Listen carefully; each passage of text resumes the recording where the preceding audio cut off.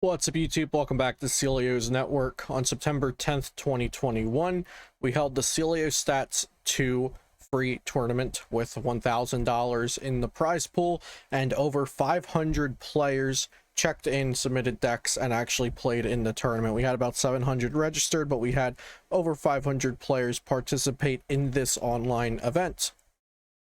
Today, we're going to take a look at the metagame, so what players actually played to this tournament, a bit of the win percentages of the archetypes that were played there, and then we'll also take a look at the top 16 decks of the tournament. The top 16 players all earned some sort of cash prizing, with first place winning $250. So we'll take a look at the top 16 lists as well after we do a bit of metagame analysis here, thanks to play.limitlesstcg.com and the wonderful statistics that it provides us with after a tournament is over. Before we get into all of this, shout out to potownstore.com, the best place for you to get PTCGO codes, and be sure to use code CELIO for 5% off. You can also check out all of my standard format decks over at pokemoncard.io, and my profile is linked down in the description below, as well as any other kind of links that you might need, like my Twitch, where this tournament was live streamed, and I will be putting some of the highlight rounds on YouTube. I also encourage you to go check out play.limitlesstcg.com and see if there are any events coming up that you would like to play in. So here we are on the metagame page of the Celio Stats number 2, and I will also link this events page for you in the description in case you want to come here and look at it yourself, grab some of the lists. So as you can see, the top deck was Shadow Rider Calyrex with Alchemy, and really not too far behind Zacian, which there are kind of a lot of builds for Zacian. The most successful ones were this very simple Zacian Zamazenta build with Oranguru, which is very reminiscent of Lucametal, but I believe there were also some lists with Inteleon, so we would have to go here and click the Zacian, and then we can see the cards that were played in the decks. Okay, so this is specifically... my bad. This is specifically Zacian decks that did not play Inteleon, and then we do have 15 Zacian decks down here that did play Inteleon, but none of them made it far enough to get into top cut. I'd also like to add in that to make it into top 16 of this tournament, we had 10 Swiss rounds, and players had to have a record of 8 wins and 2 losses or better to make it into top cut. So that means any of the lists that I refer to tonight that we're talking about in terms of making it into top cut, those players had to win at least 80% of their rounds to make it in, which I think really validates the results of this event. So yeah, like I said, Shadow Rider, Zacian, and then also Ice Rider Calyrex. Really, we'll take a look at this top chunk of decks, everything that was 5% or over of the metagame. It's really nice to see 7 decks taking up the top 50% of the metagame, because we've definitely had metagames in just the past year, which a lot of modern players will recognize from the online era, where the top 50% of the meta was like 2 decks or 3 decks, and seeing that 7 decks are taking up the top 50% of the meta, a really diverse and seemingly on paper healthy metagame and format. I was surprised to not see more dark decks in the top echelon of decks. We see Eternus being the most popular dark deck at only 5%.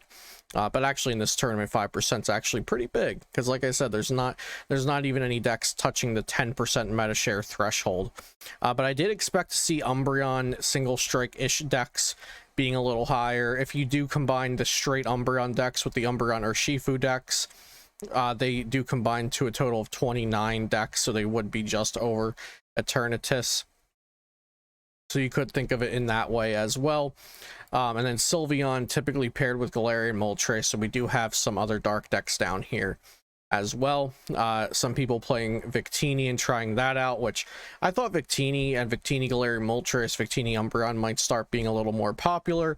And then Tapu Koko Electrode ended up doing well in a tournament the day before Celio Stats 2, so some players hopped on the Tapu Koko Electrode bandwagon there. But taking a look at the most popular decks, Urshifu and Teleon, less than 7% of the metagame, 35 players playing it. This was the deck that everybody thought would be the one to beat. People were a little worried about Rapid Strike Urshifu's overall power on paper.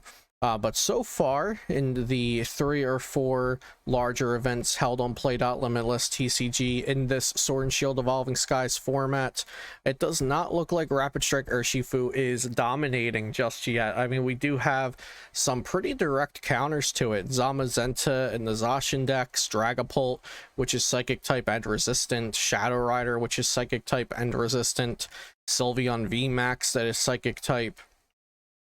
And also just some aggressive decks like Ice Rider and Leafeon that even if Urshifu can, you know, target down their Inteleons in a lot of games, or their Sobbles and Drizziles, there's also equal opportunity for the Leafeon and Inteleons to target down the Urshifus before they even evolve.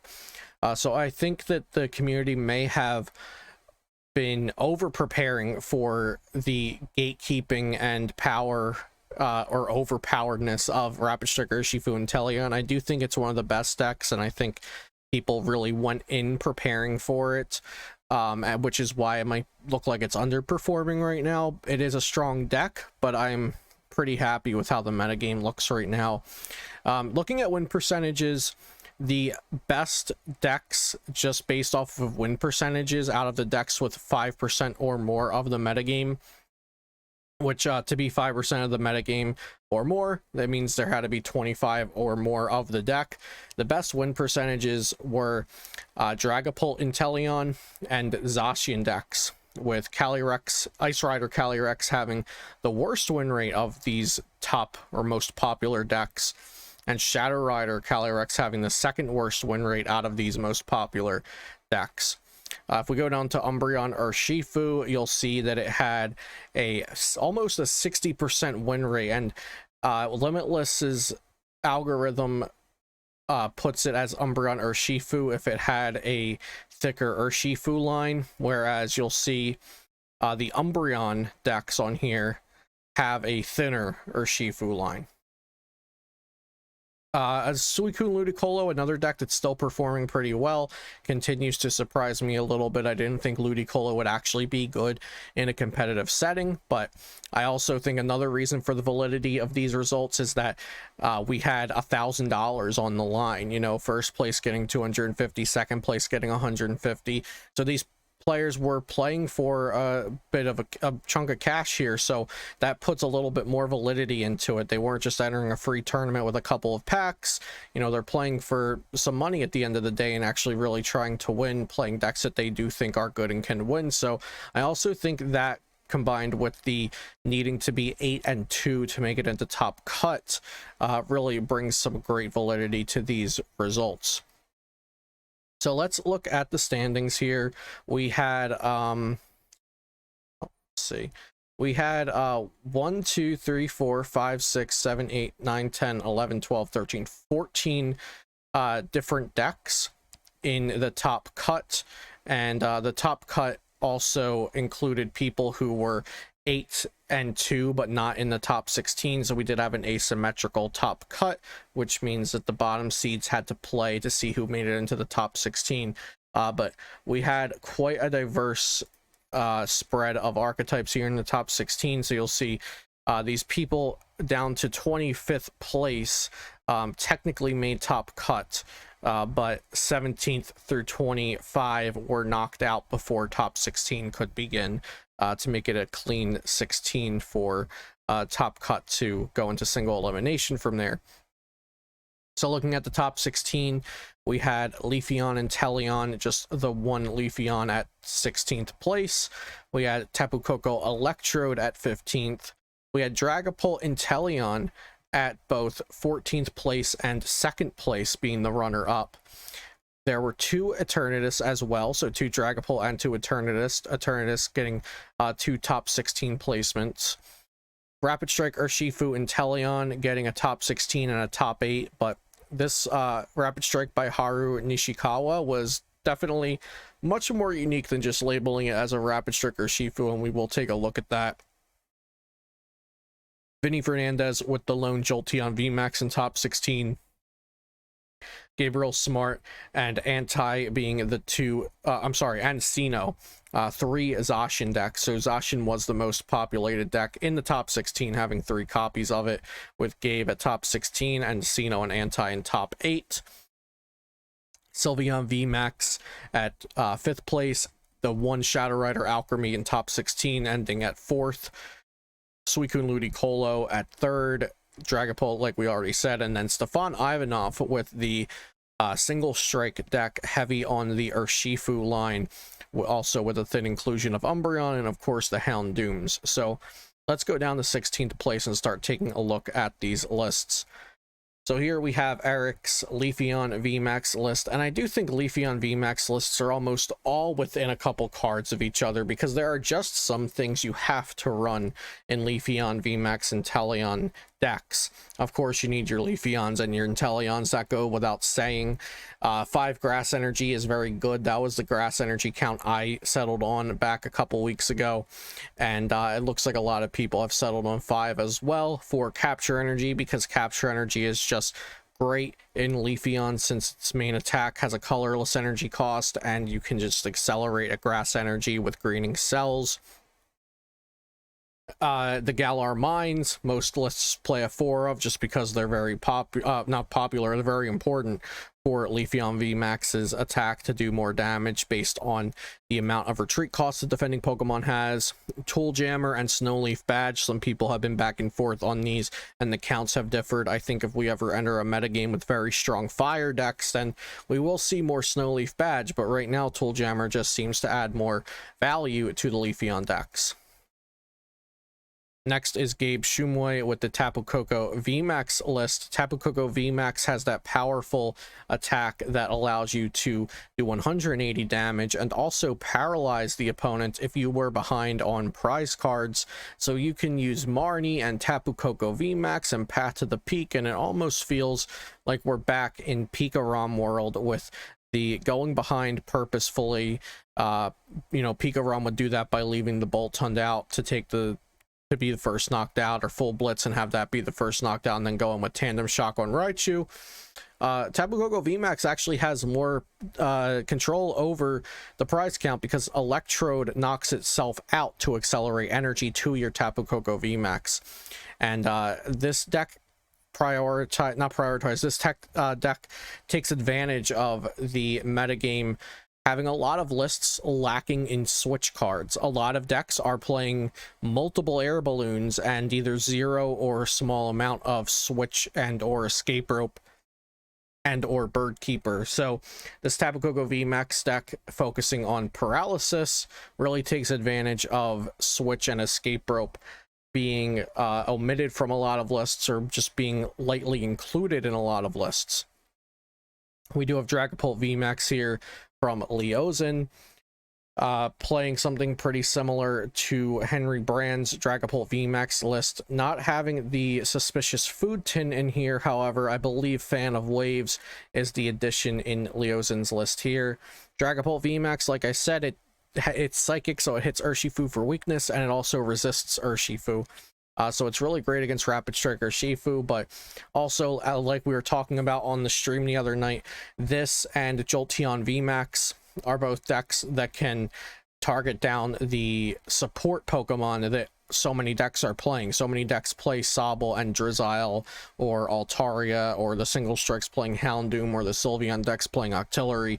There's a lot of small guys on the bench that Dragapult VMAX deals with really well, while also hitting weakness on 2 important cards in the format, Rapid Strike Urshifu, and now I guess we can also include Single Strike Urshifu as an important card since it did win this event.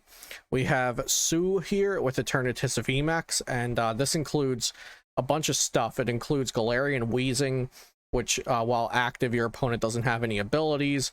It includes Umbreon VMAX, Galarian Moltres, and also Liepard V, which removes a tool when it is played down. Also Galar Mine in Eternatus VMAX, which is definitely an interesting stadium choice. I know a lot of players have been trying to decide on what stadium do you play in Eternatus VMAX now that Chaotic Swell is gone. Viridian Forest is gone as well to fetch energy, so this player decided to go with Galar Mine. We have Cody here playing Rapid Strike Urshifu VMAX, and it looks pretty normal. This one looks pretty normal. We have another Rapid Strike Urshifu list coming up that is not very normal at all, but this one we see it includes the Metagame V. We got Telescopic Sight, Tool Jammer, Tower of Waters, the typical Inteleon line that you would expect to see. And nothing really out of the ordinary here. Rapid Strike Urshifu VMAX tries to do a couple of rapid flows and clear the whole board, take all your prizes, and you know, end the game pretty quickly. And if it can do that consistently, then it will typically be winning, because it can just knock out 2 VMAXs if your opponent allows it to, by putting 2 VMAXs onto the board. Vinny Fernandez went into Top Cut undefeated and ended up losing to Stefan Ivanov, I believe. Yeah, he got knocked out by Stefan Ivanov. That was Vinny's first loss of the whole tournament, playing Jolteon VMAX. Jolteon VMAX for a lightning energy, and it can do it just for 1 lightning energy if it has elemental badge attached. Does 100 to the active and then 100 to a benched Pokemon that is already damaged. So of course we're playing the Galarian Zigzagoon in there, and Scoop Up Net and the Inteleon with quick shooting. My favorite part about Jolteon is you can attach energy, elemental badge, attack, get hit by something, share all the damage off, attach energy, and you're back to attacking already because of elemental badge. So I really love Jolteon VMAX and Inteleon. It's a really fun deck. Also a deck or a card really that can kind of utilize capture energy, since Jolteon VMAX does have the 1 lightning, 1 colorless attack cost. Here we have Gabriel Smart TCG with Zacian, and I believe Anti was also playing the same list. The Zacian Zamazenta kind of Luke Metal without the Luke Metal kind of list. They also opted to play Rotom Phone here, since Rotom Phone can set a card to the top of the deck out of the top 5 cards, and then Aranguru can draw it, or Zacian V can draw it, or you could just leave it there to get it at the end or the beginning. Excuse me. You could just leave it there to get it at the beginning of your next turn as well, or put it at the top and then research into it if it's something you can use on this turn with research. So the Rotom Phone engine is interesting. We haven't seen that for a couple of sets. The Rotom Phone was being used with Colossal VMAX, but I want to say that there was also another deck that saw play with Rotom Phone just for a minute there a couple of sets ago. But yeah, pretty straightforward, simple Zacian V list, with Rotom Phone being the special card here for Crystal Cave. No Sir Chester Bath. We have seen some Zacian Zamazenta lists play Sir Chester Bath. Next, we have Daichi Shimada with Eternatus as well. Not playing the Galarian Weezing, but they are playing the Umbreon VMAX and the Liepard V, and also the Quillfish, which is a single strike card.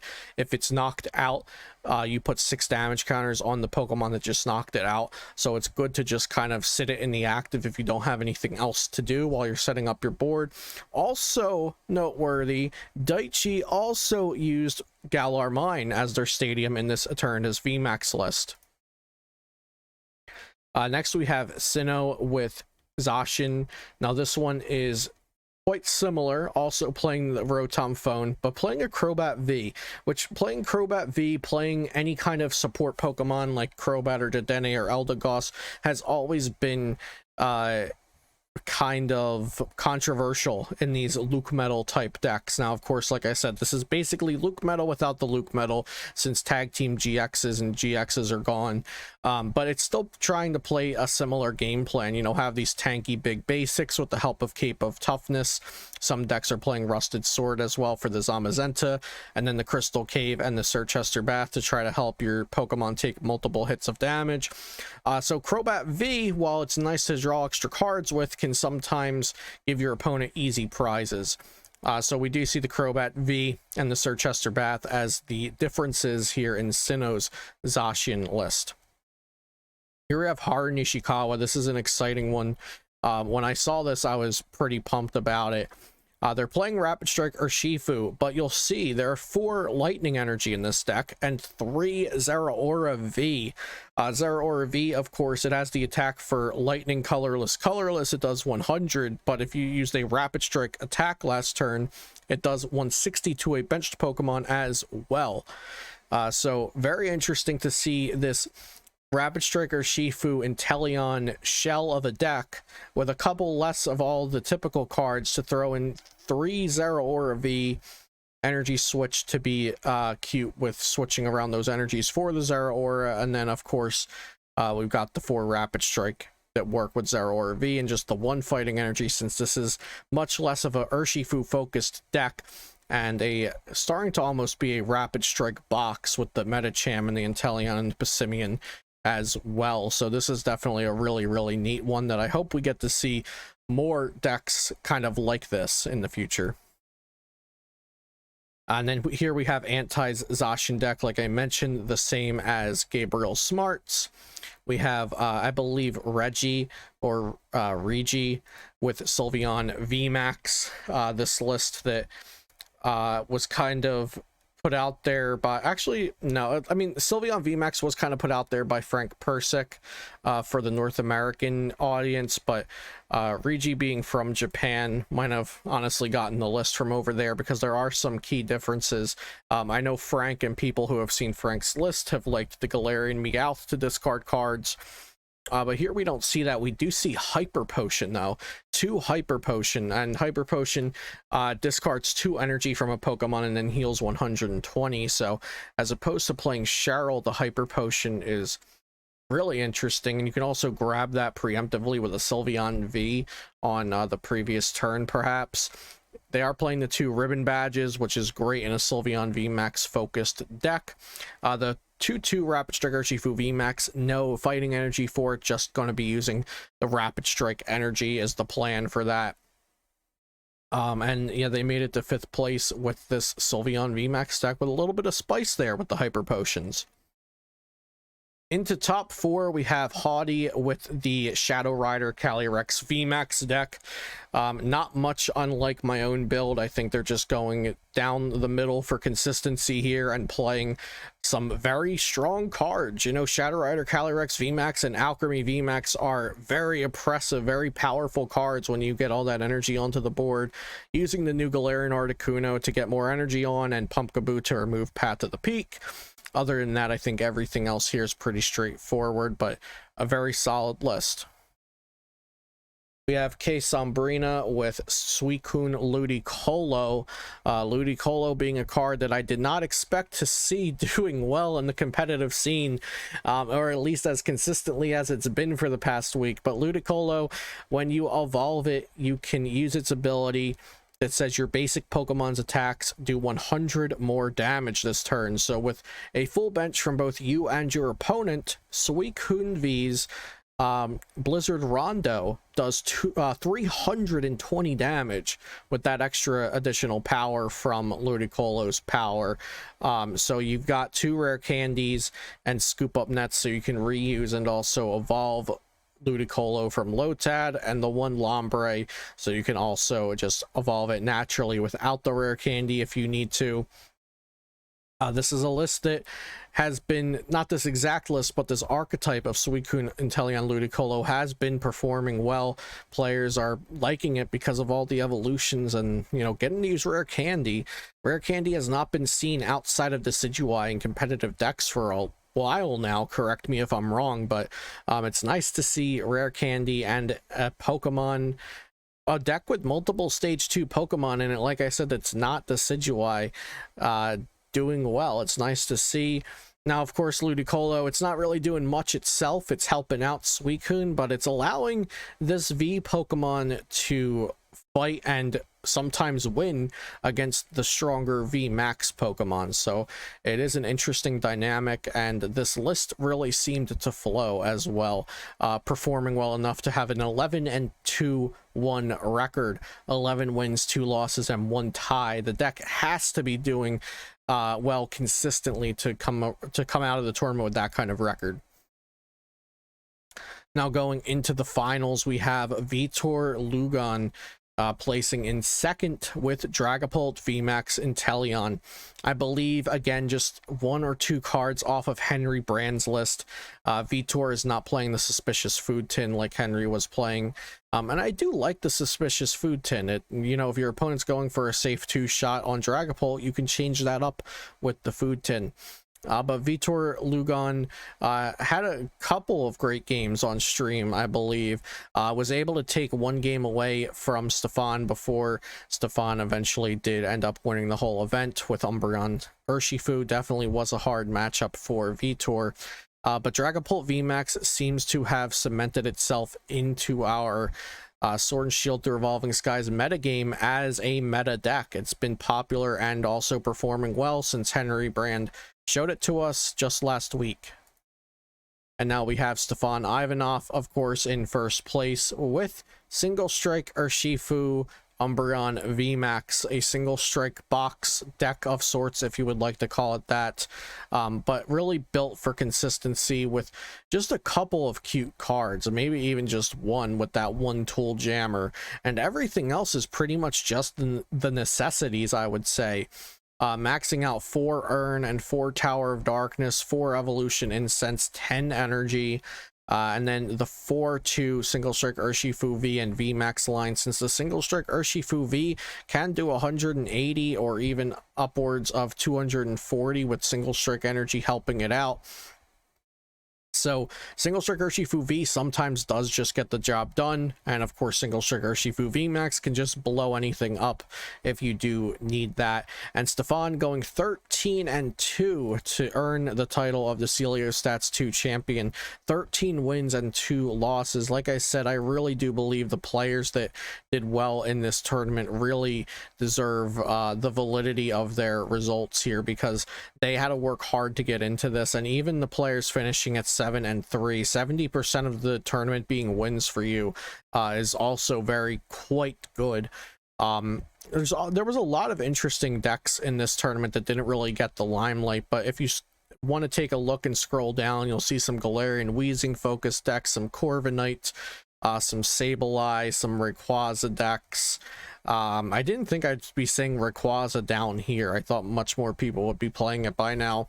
Vaporeon VMAX was a cool one to see down here that I took a look at. Some Glaceon, Regidrago. So definitely come peruse the results in the metagame for yourself if you want to see some interesting decks and lists and statistics. But that's going to be all for me today. I do want to thank again everybody that played in the Celio Stats 2 tournament and that watched the tournament live on Twitch. And also the stores that sponsored the event, PoTownStore.com and CardTrooperGames.com. That's going to be all for me today. Thank you so much for watching, and be sure to subscribe to the channel for daily Pokemon TCG content if you enjoyed this video. Also, leave a like and a comment because it does help this video reach more potential viewers. Have a great day. Thanks for watching, and I'll see you next time here on Celio's Network.